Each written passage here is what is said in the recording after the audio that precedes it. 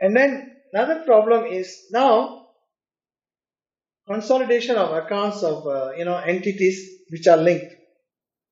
Currently, you integrate the accounts into one if you have a parent company and you have subsidiary. Subsidiary meaning if you own more than 50% of another company, that is your subsidiary company, and you integrate the financial statement, balance sheet and income statement as one entity. Going forward, IFRS is going to have a different concept of one entity, which is they're going for the concept of control rather than shareholding. You can hold, say, 10% of the shares, but they say as long as you control the company, you have to consolidate the company. This has implication for two things. Number one, if you have a musharaka where we only have, say, 30%, or mudaraba, for example, if the bank provides financing on a mudaraba, as you know, Sharia says the Rabbul Mal has no management rights in a mudaraba. So you don't have control actually. So, but IFRS, because of this, they say as long as your civil contract gives you control, we don't worry about the Sharia contract. Therefore, you have to consolidate the musharaka into the balance sheet of that means the assets and liabilities of the musharaka will be in the assets and liabilities of the bank. Now, this is not so bad, although it is not very good. The worst thing is in takaful. In takaful, as you know, there are two entities from Sharia point of view. One is the participants fund, the other one is the operator's equity.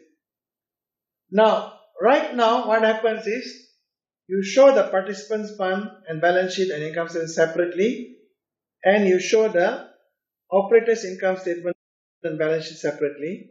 You combine them and you don't consolidate them. Combine means you put them together, but when it comes to the what you call the funds entity of the participants, you put one line statement saying balance sheet total or liabilities total. All right. So you don't consolidate the balance sheet and the profit and loss account of the takaful. However, if you follow IFRS 4 or if you follow this control concept, then basically takaful operators actually have control over the participants' funds. So using this concept, they will consolidate the participants' fund with the equity of the takaful operator, and this one will make the concept of the fund and the takaful operator as different, it disappear altogether.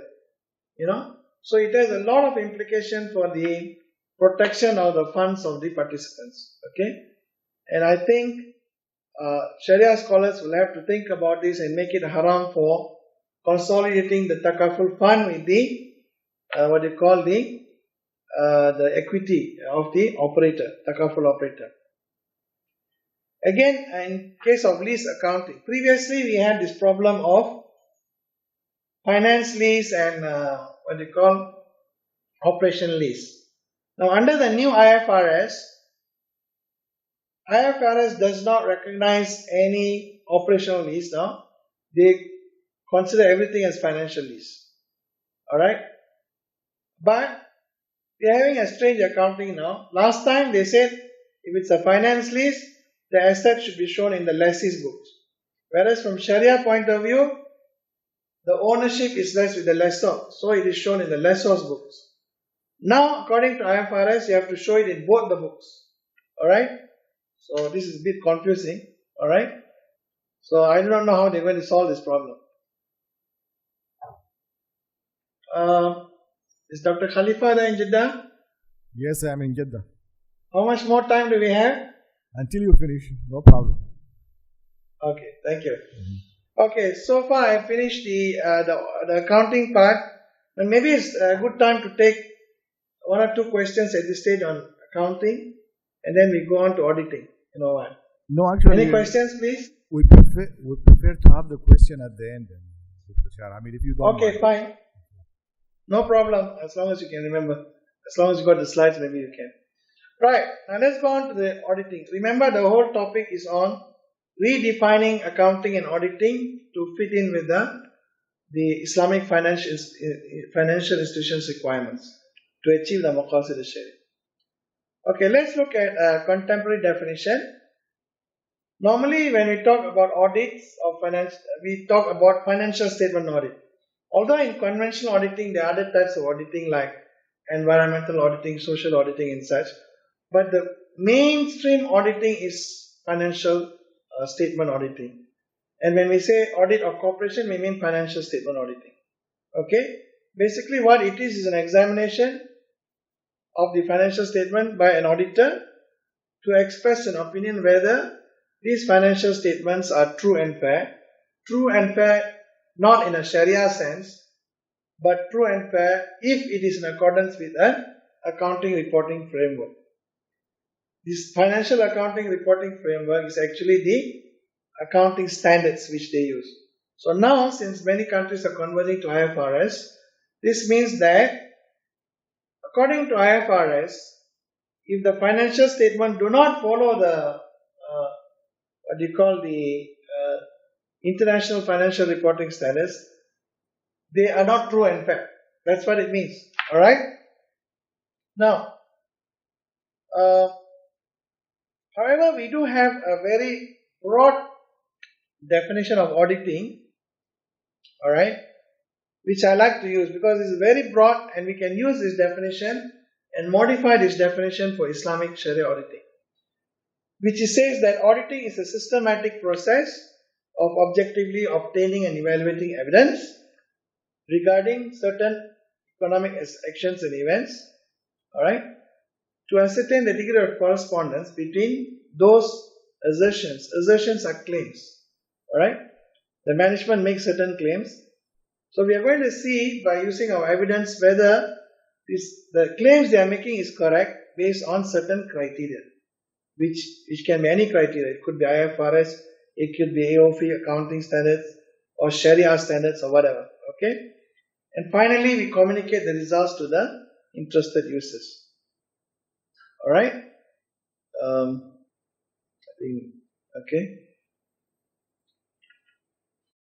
So here is what you call a diagrammatic view of the process of auditing, which we can modify for the purpose of Sharia auditing. Yeah. So firstly, it is a systematic process. Okay, what do you do in this process? Process is a series of steps here. So in this process, we collect evidence. And this evidence must be reliable and it must be sufficient in quantity. And what are we collecting evidence on? It can be on any subject matter. So if you are doing a Sharia audit, we are collecting evidence on whether something complies with the Sharia rules, principles or standards. That's what we are doing. Okay? Whether the financial statement comply with the Sharia rules, whether the the human resource policies and procedures, dress code for example, comply with the Sharia rules, whether the marketing methods used by the Islamic Bank complies with the Sharia rules and so on.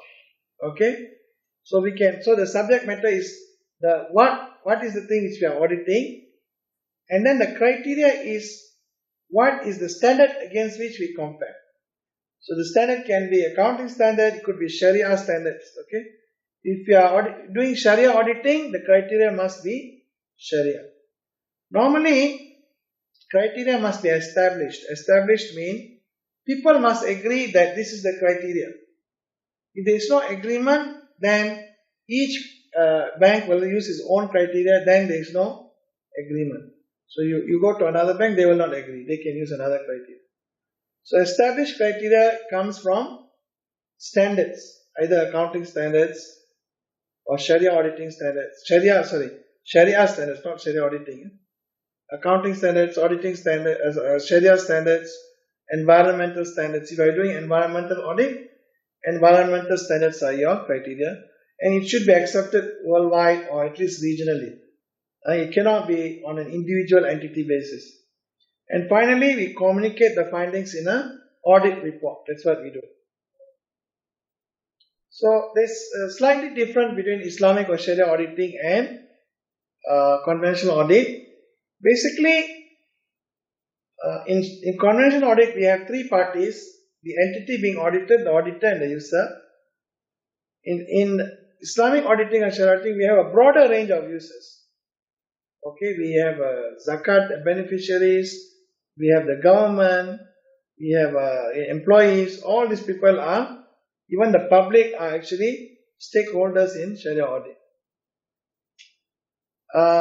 What is the subject matter which is being audited? Normally, as I said, in conventional audit, we have financial statement assertions are what we are auditing. That means we are auditing the financial statement. Claims made.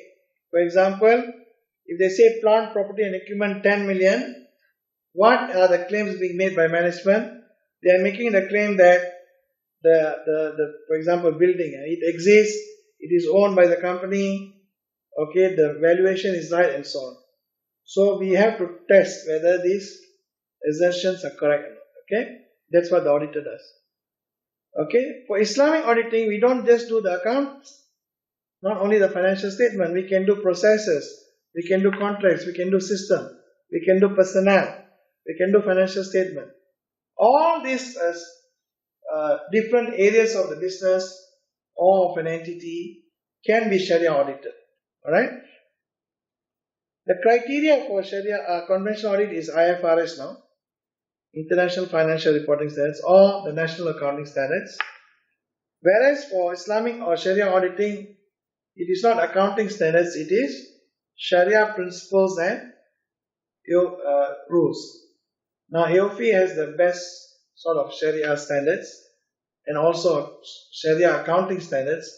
Therefore, for example, if you want to find out whether the financial statements are in accordance with the Sharia, we will compare the financial statement with the Sharia accounting standards set forth by AOFI.